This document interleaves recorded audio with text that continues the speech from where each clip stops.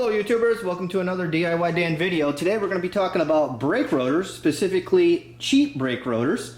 My wife's 2012 Maserati Granturismo S is due for a brake job, and I started looking for parts. Got a little sticker shock from the dealer when I called them for a quote on a set of front brake rotors. They wanted, I think it was $1,400 to $1,500, something like that, plus tax for just two brake rotors.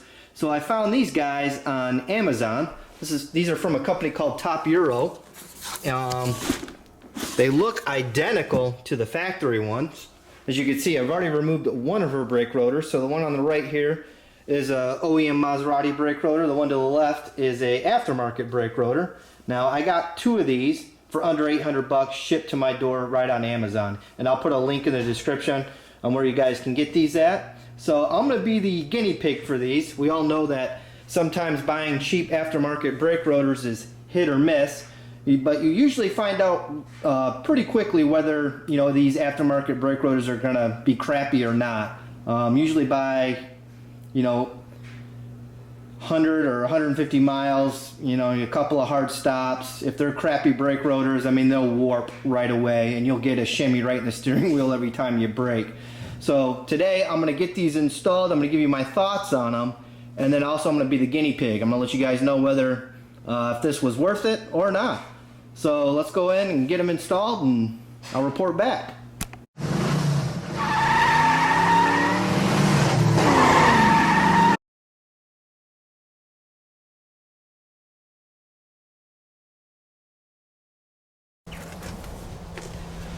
Moment of truth. Let's see if these generic rotors will fit.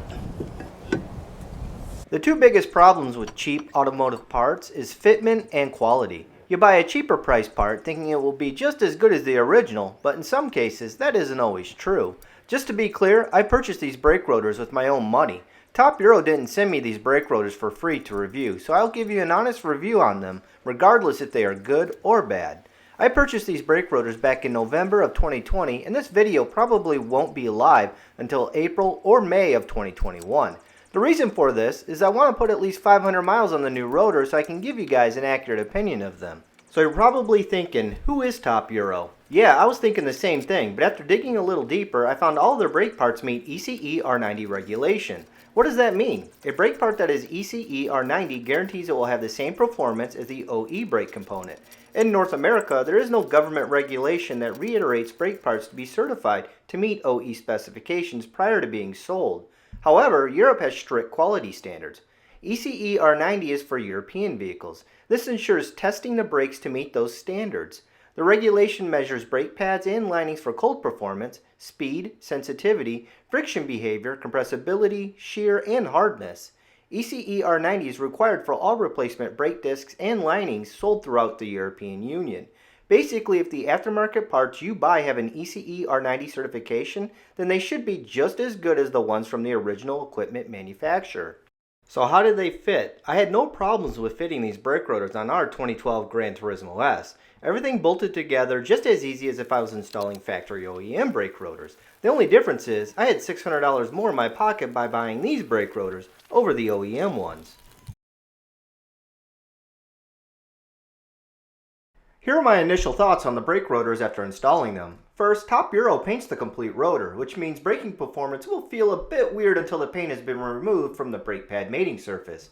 I removed the paint by doing a couple of hard stops. After that, the braking performance was back to normal and the brake pedal felt great again. So keep that in mind if you plan on purchasing them.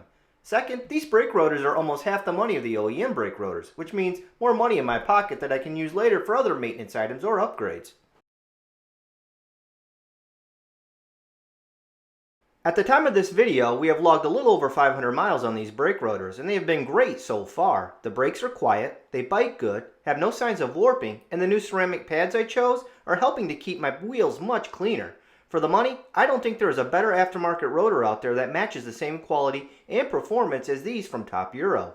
As I get more miles on these rotors, I will update the description in the video letting everyone know how they're holding up. As always, if you have any questions, please post them down below and I'll do my best to answer them. So long.